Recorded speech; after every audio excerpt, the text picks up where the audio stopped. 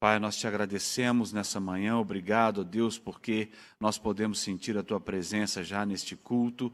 Nós louvamos ao Senhor e pedimos que o Senhor conduza a Helena nessa manhã com graça e sabedoria e que a Tua vontade prevaleça na vida de cada um de nós. Nosso coração está aberto para receber a Tua palavra e nós agradecemos ao Senhor por essa oportunidade. Em nome de Jesus, amém. A graça e a paz, meus irmãos. Que alegria poder estar com vocês mais uma vez. E nós vivemos esses 2 últimos dias recebendo tanto do Senhor e queremos que Ele quer continuar falando conosco nessa manhã. Abra sua Bíblia comigo em Jó, capítulo 1.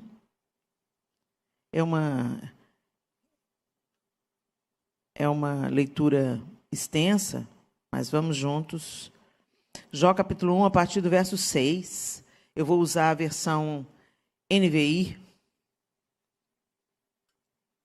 Certo dia, os anjos vieram apresentar-se ao Senhor, e Satanás também veio com eles. O Senhor disse a Satanás: de onde você veio? Satanás respondeu ao Senhor: de perambular pela terra e andar por ela. Disse então o Senhor a Satanás: reparou em meu servo Jó? Não há ninguém na terra como ele, irrepreensível, íntegro, homem que teme a Deus e evita o mal. Será que Jó não tem razões para temer a Deus? Respondeu Satanás. Acaso não puseste uma cerca em volta dele, da família dele, de tudo que ele possui? Tu mesmo tens abençoado tudo que ele faz, de modo que os seus rebanhos estão espalhados por toda a terra? Mas estende a tua mão e fere tudo que ele tem, e com certeza ele te amaldiçoará na tua face.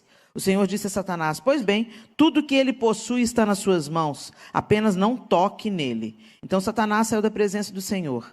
Certo dia, quando os filhos e as filhas de Jó estavam num banquete, comendo e bebendo vinho na casa do irmão mais velho, um mensageiro veio dizer a Jó: os bois estavam arando e os jumentos estavam pastando por perto, quando os sabeus os atacaram e os levaram embora. Mataram a espada os empregados, e eu fui o único que escapou para lhe contar. Enquanto ele ainda estava falando, chegou outro mensageiro e disse: fogo de Deus caiu do céu e queimou totalmente as ovelhas e os empregados, e eu fui o único que escapou para contar a você. Enquanto ele ainda estava falando, chegou outro mensageiro e disse: vieram caldeus em 3 bandos, atacaram os camelos e os levaram embora. Mataram a espada os empregados, e eu fui o único que escapou para contar a você. Enquanto ele ainda estava falando, chegou ainda outro mensageiro e disse: seus filhos e suas filhas estavam num banquete, comendo e bebendo vinho na casa do irmão mais velho, quando de repente um vento muito forte veio do deserto e atingiu os 4 cantos da casa, que desabou. Eles morreram, e eu fui o único que escapou para contar a você. Ao ouvir isso, Jó levantou-se, rasgou o manto e rapou a cabeça. Então prostrou-se com o rosto em terra em adoração e disse: saí nu do ventre da minha mãe, e nu partirei. O Senhor o deu, o Senhor o levou. Louvado seja o nome do Senhor. Em tudo isso, Jó não pecou e não culpou a Deus de coisa alguma. Jó capítulo 2. No outro dia, os anjos vieram apresentar-se ao Senhor e Satanás também veio com eles para apresentar-se. O Senhor perguntou a Satanás: de onde você veio? Satanás respondeu ao Senhor: de perambular pela terra e andar por ela. Disse então o Senhor a Satanás: reparou em meu servo Jó? Não há ninguém na terra como ele, irrepreensível, íntegro, homem que teme a Deus e evita o mal. Ele se mantém íntegro, apesar de você me haver instigado contra ele para arruiná-lo sem motivo. Pele por pele, respondeu Satanás. Um homem dará tudo o que tem por sua vida. Estende a tua mão e fere a sua carne e os seus ossos, e com certeza ele te amaldiçoará na sua face. O Senhor disse a Satanás: pois bem, ele está nas suas mãos, apenas poupe a vida dele. Saiu, pois, Satanás da presença do Senhor e afligiu Jó com feridas terríveis, da sola dos pés ao alto da cabeça. Então Jó apanhou um caco de louça e com ele se raspava, sentado entre as cinzas. Então sua mulher lhe disse: você ainda mantém a sua integridade? Amaldiçoe a Deus e morra. Ele respondeu: você fala como uma insensata. Aceitaremos o bem dado por Deus e não o mal? Em tudo isso, Jó não pecou com seus lábios. Na versão NVT, ele diz assim, você fala... NVT não, a Almeida Revista e Atualizada, você falas como uma doida. Falas como uma doida. Temos recebido o bem de Deus e não receberíamos também o mal? Em tudo isso, isso não pecou Jó com os seus lábios. Bom, a história de Jó já é muito conhecida de todos nós.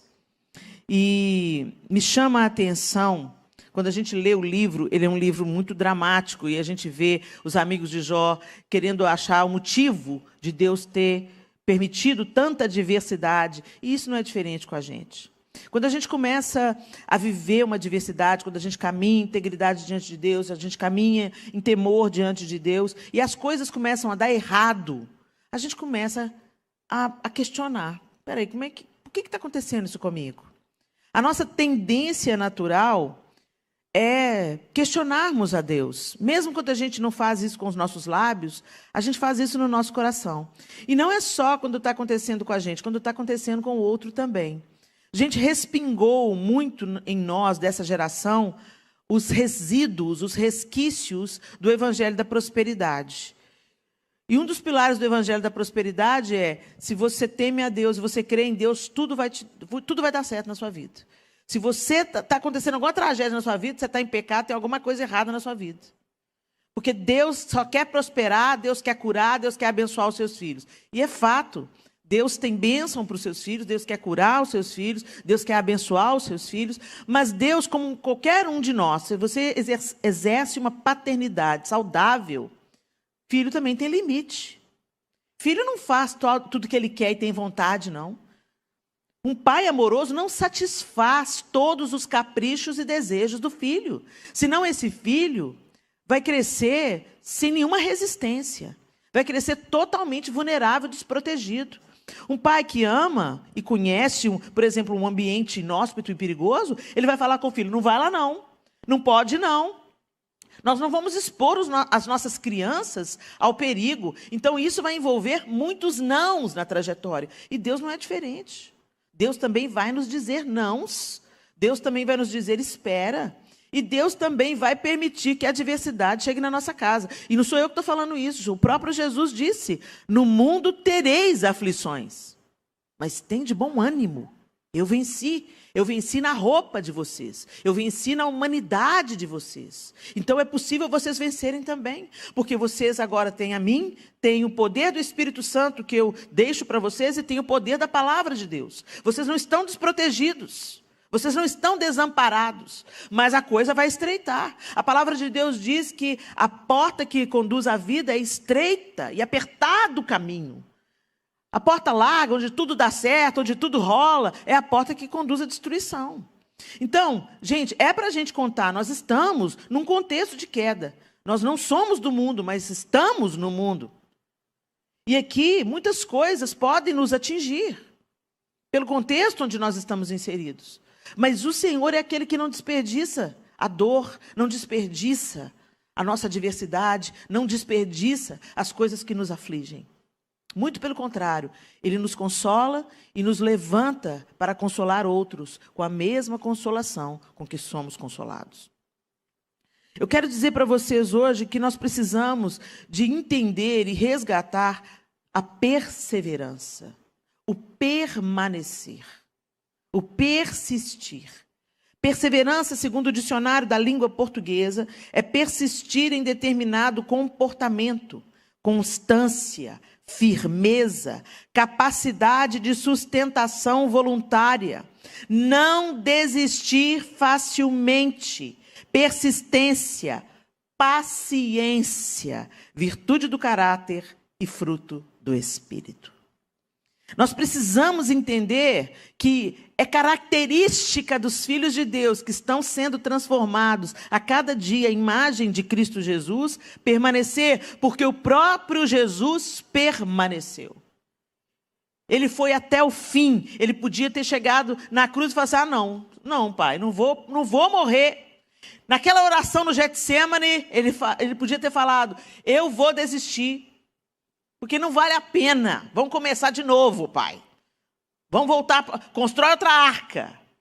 Porque ele estava lidando com tantas coisas, ele sabia que Judas estava prestes a entregá-lo. Mas ele disse: contudo que não seja a minha vontade, mas seja feita a tua vontade.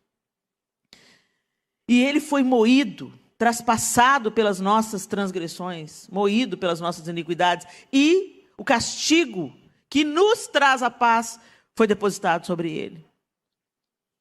Pelas suas pisaduras nós fomos sarados. Para que nós fôssemos sarados, para que nós fôssemos resgatados.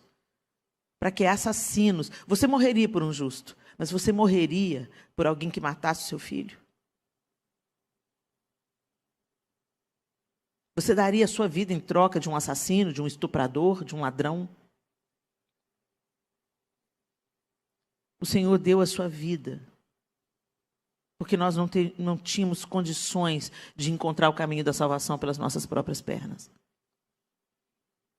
E por mais que a gente sacrificasse bois e carneiros e bodes, todo o sangue do mundo não poderia purificar os pecados da humanidade.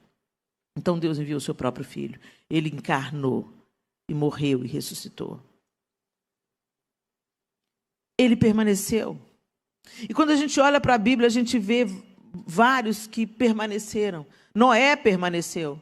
Vocês já imaginaram, gente? Mais de 100 anos para construir a arca. Vocês já imaginaram a zombaria? Sei lá o que esse homem ouviu ao longo do tempo, passando, e ele construindo a arca, e vai cair chuva, não tinha nem chuva, vai cair água do céu, o cara está louco. Eu fico imaginando a zombaria, depois o costume, o povo primeiro zombou, depois acostumou, entrou, saiu da arca, ia visitar, virou ponto turístico, sei lá o que aconteceu, só sei que Noé permaneceu crendo e construindo, esperando a promessa de Deus se cumprir. Abraão, ele nem viu a sua descendência como a areia da praia, as estrelas do céu. Mas em Isaac ele viu o cumprimento da promessa. Ele permaneceu até o fim, crendo que receberia. Moisés tira o povo do Egito, leva o povo para Canaã, chega para entrar na terra, não entra porque o povo não creu, então fica rodando 40 anos, esperando aquela geração de 20 anos para cima morrer, para eles poderem entrarem na terra. E Moisés não entra. Ele só viu de longe. Gente, ano passado nós estivemos com a Edmeia na Jordânia. Na Jordânia, quando vocês forem, vocês vão no Monte Nebo. E o Monte Nebo é de onde Moisés avista Canaã. E literalmente no ano passado a gente avistou Israel, porque a gente não pôde entrar, estava fechado por causa da pandemia. Então foi um sentimento esquisitíssimo, porque eu já conheço Israel e eu vendo Israel de longe, eu não podia entrar. E a Sofia, nossa filha caçula, estava com a gente. E ela não tinha lá muito interesse de ir em Israel. Ela falou assim, eu queria entender porque que minha mãe até chora de saudade de Israel. Aí quando nós chegamos no Monte Nebo, e nós tivemos um tempo de oração, e do Monte Nebo nós estendemos as mãos para Israel, oramos primeiro pela Jordânia, para fortalecer a igreja do Senhor na Jordânia, e depois oramos por Israel, para que aquele povo conheça o Messias de Deus. Estendemos as mãos e começamos a orar. Quando nós acabamos, a Sofia virou para mim chorando e falou, mãe, eu quero ir para Israel. Gente, eu fico imaginando o que foi para Moisés conduzir aquele povo pelo deserto, povo rebelde, obstinado, e avistar só de longe. Mas ele permaneceu. Josué e Caleb permaneceram. Davi permaneceu, sendo perseguido por Saul, mas permaneceu. Ele já havia sido ungido, ele permaneceu. Deus podia ter eliminado Saul logo, podia ter colocado Davi no trono logo. Davi ficou durante anos sendo perseguido por inveja de Saul. Helena, por que Deus não tirou Saul da vida de Davi? Ele era ungido do Senhor, Saul já tinha sido reprovado por Deus, porque Davi precisava de um Saul para não cair no mesmo pecado que ele caiu, de desobediência. Saul foi o forno de Davi, Saul estava forjando Davi. Então, às vezes, Deus permite, sim, gente, adversidade na nossa vida, coisas que não saem exatamente do jeito que a gente pensou que seria, mas para produzir em nós frutos de vida. Mas só come do fruto da vida quem permanece. E Jó, quando você vai lendo essa história, você vê, meu Deus, esse homem era rico, ele tinha tudo, ele tinha uma família estável, ele tinha muitos filhos, estava tudo indo bem. E num dia só ele perdeu tudo o que ele tinha de mais precioso. E não satisfeito com isso, Satanás volta lá e fica falando com Deus. Não, mas é porque o senhor não... É porque ele está íntegro na saúde dele. Toca na saúde dele para ver. Mas o lindo é você ver o final do livro, a conclusão do livro. Deus restitui tudo em dobro. E o mais lindo não é ele ter restituído tudo em dobro. O mais lindo do livro de Jó é Jó falava: Senhor, antes eu te conhecia de ouvir falar, mas agora os meus olhos te veem. Agora eu posso dizer que eu te conheço. Se eu já te amava antes, eu agora te amo mais. Será que nós vamos permanecer ou não? Hoje, o mote dessa geração é: a fila anda. Está te dando trabalho? Não está feliz? Não está feliz? Sai disso, porque Deus não quer te ver infeliz. Gente, de onde que nós tiramos essa ideia? Deus quer que você seja fiel. Deus quer que você permaneça, porque Ele sabe que a verdadeira alegria vem como um fruto. Vem como um fruto. E a gente está fazendo da alegria e da felicidade um meio. Ela não é um meio, ela é uma consequência. E por isso a gente descarta casamentos, coloca amigos na geladeira, descarta igreja como igreja fosse supermercado. Igreja não é supermercado não, meu amado. Você não vem aqui só para receber, não. Você vem aqui para participar de um corpo, um organismo vivo que trabalha na transformação de uma comunidade onde ela está inserida e de outras que ela pode influenciar, como da irmã Salete. Então a igreja é um organismo vivo e ela precisa de cada um de nós. Essa história, sabe? Eu vou lá porque lá tem uma banda legal. Eu vou lá porque o louvor é do jeito que eu gosto. Eu vou lá porque a palavra não bate muito, entendeu? O pastor é o pastor coaching. Ele alisa os meus pecados e ele encoraja. E ele já falou comigo que eu mereço ser feliz. E eu vou ser feliz mesmo. Gente, isso está gerando 2 vezes mais filhos do diabo.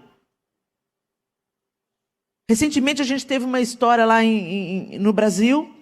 E uma atriz famosa que recebeu esse evangelho meia boca: Jesus te ama e Ele quer te ver feliz. Conta a história toda. Não conta a história metade, não. Jesus te ama sim. E porque Ele te ama, Ele vai te levar para uma vida que vai além do seu umbigo. E Ele vai te tornar uma testemunha dEle na terra.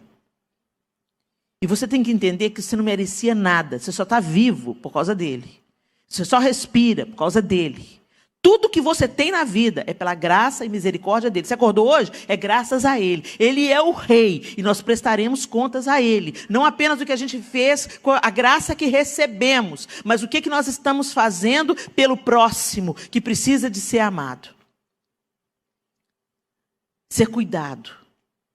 O amor também fala não, o amor também dá limite, o amor também corrige. A palavra de Deus diz que Ele corrige o filho a quem Ele ama e açoita a todo aquele que Ele quer bem. Porque a nossa natureza humana é obstinada, é rebelde, é mimada, é utilitarista. A gente quer se utilizar até de Deus.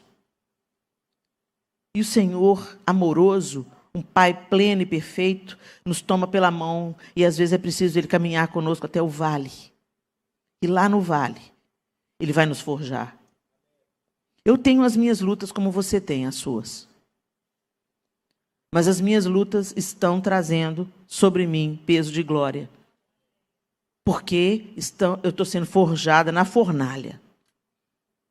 O ferro, para ele ganhar forma e utilidade, ele vai na fornalha, esquenta, esquenta, esquenta, esquenta, esquenta. Vai na bigorna, bate, bate, bate, bate, bate, depois refrigério.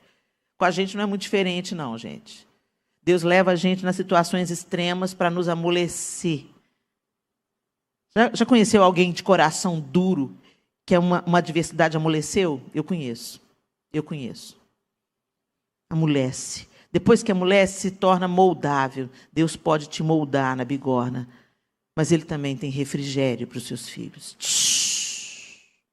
E aí você vai estar pronto para ser uma ferramenta útil nas mãos do Senhor. Lá em Tiago 1, 2 e 4 diz assim: meus irmãos, tende por motivo de toda alegria o passar por várias provações, sabendo que a aprovação da vossa fé, uma vez confirmada, produz perseverança. Ora, a perseverança deve ter ação completa, para que sejais perfeitos e íntegros, em nada deficientes. É isso que o Senhor quer fazer, nos aperfeiçoar. Em Gálatas 6:9, ele diz, o apóstolo Paulo diz à igreja na Galácia: e não nos cansemos de fazer o bem, porque a seu tempo ceifaremos, se não desfalecermos. Alegria como uma consequência. Em Romanos 5:3-4 diz assim: não somente isso, mas também nos gloriamos nas próprias tribulações, sabendo que a tribulação produz perseverança, e a perseverança, experiência, e a experiência, esperança. Provérbios 28:14 diz assim: como é feliz o homem constante no temor do Senhor, mas quem endurece o coração cairá na desgraça. Como é feliz o homem constante no temor do Senhor. A felicidade, a alegria, o contentamento, a plenitude, ela vem como uma consequência, ela vem como um fruto. A felicidade bíblica, a palavra traduzida, bem-aventurança, ela traduzida para o português, ela se esvaziou. Feliz. E a gente pensa em felicidade como um estado emocional e mental favorável. Mas a bem-aventurança, ela tem um sentido amplificado no original. No original, ela significa ser feliz, ser bem-aventurado é atingir os seus fins, cumprir o seu propósito e florescer. Percebe que o florescer vem depois? O melhor vinho fica para o final. Tem uma jornada. Tem uma jornada.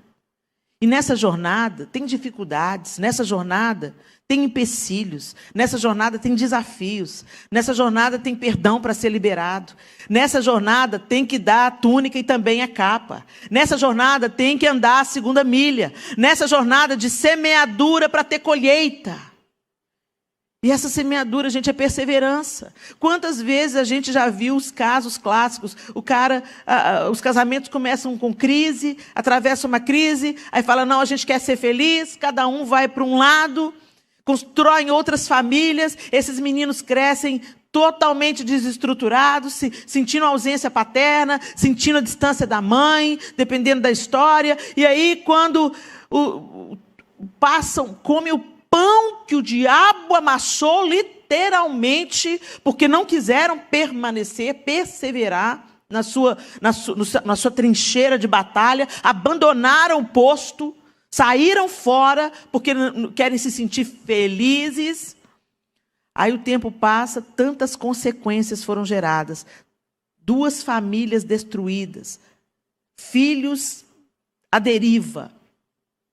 Aí a velhice chega, para você ouvir falando, eu me arrependi de ter.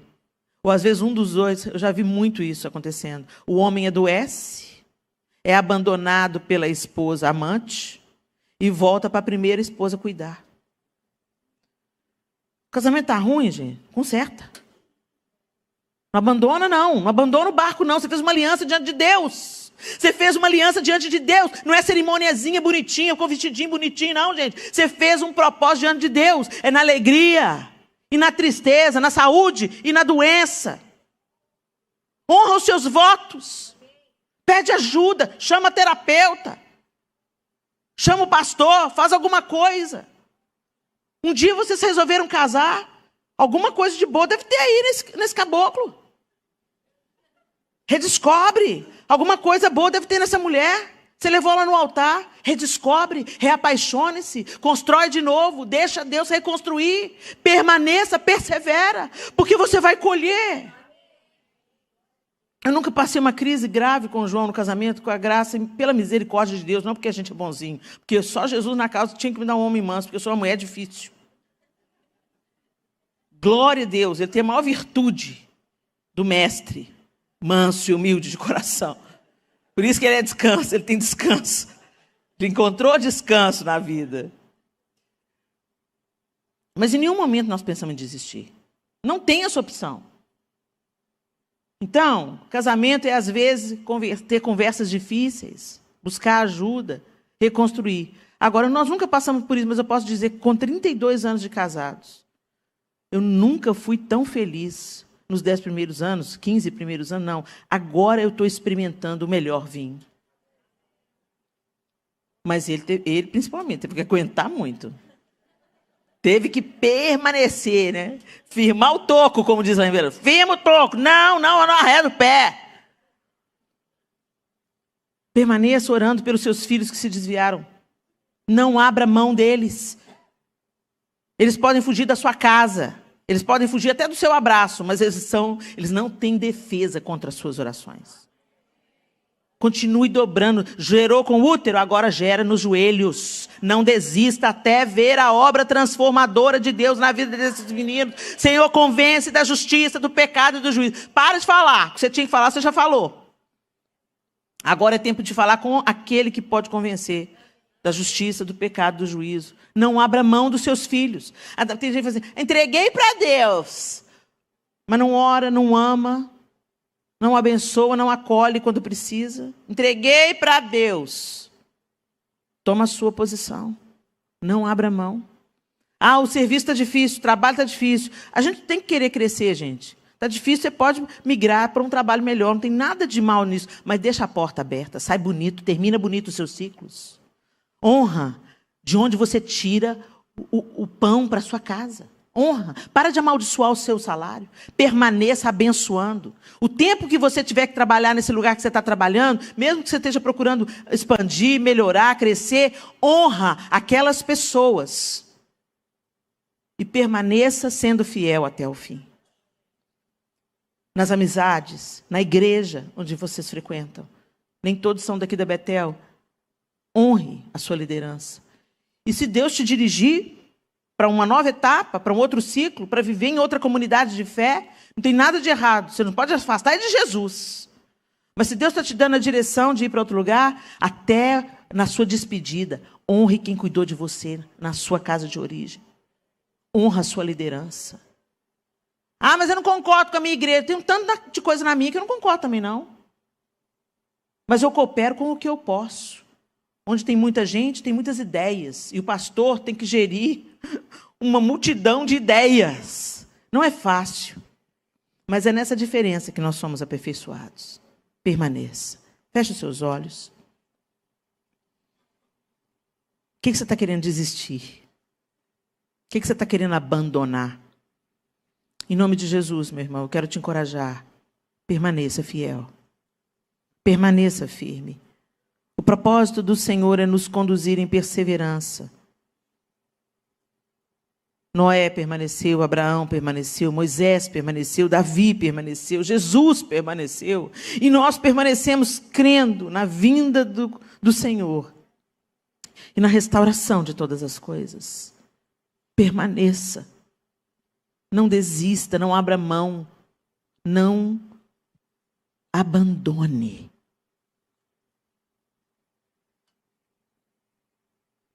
Como é feliz o homem constante. Muitas vezes nós nos importamos com a velocidade. A velocidade pode ser uma destruição se você está correndo na direção errada. Preocupe-se com a constância. Em permanecer fiel. Porque feliz é o homem constante no temor do Senhor. Mas quem endurece o coração cairá na desgraça.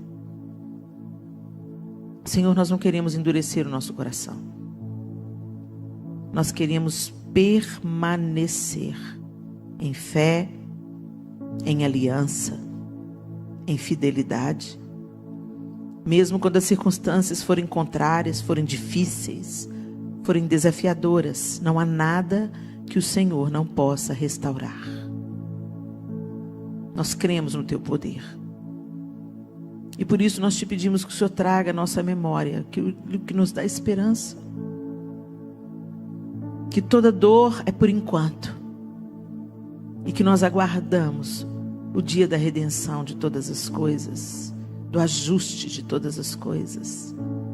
Nós olhamos para a esperança que temos e cremos que nessa jornada que estamos caminhando até aquele grande dia, podemos viver a antecipação do que esperamos, vivendo a restauração nos nossos relacionamentos, vivendo a restauração na maneira como vivemos a igreja, vivemos a restauração na maneira como desempenhamos a nossa vocação, servimos com os nossos talentos.